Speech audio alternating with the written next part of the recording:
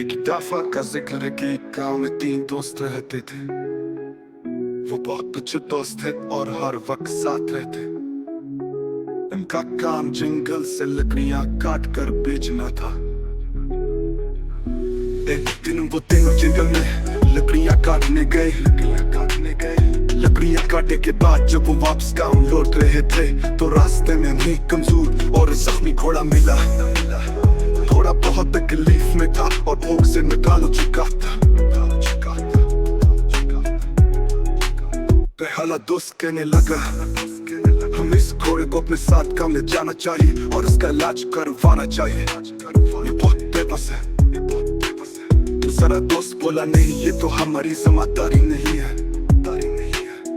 ہمیں اپنی لکڑیاں بکڑیاں بیچنے کی فکر کرنی چاہیے.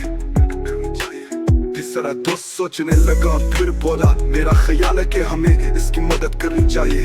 یہ بے زبان جانور خود کچھ نہیں کر سکتا, یہ ہماری مدد کا محتاج ہے.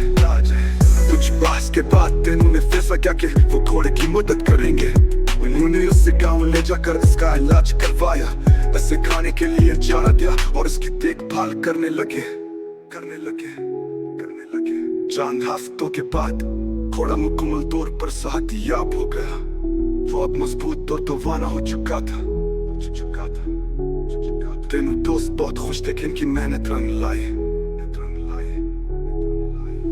ایک دن جب وہ جنگل میں لکڑیاں کاٹنے جا رہے تھے تو وہی گھوڑا ان کے ساتھ چلا گیا. گھوڑے نے ان کا کام آسان بنا دیا.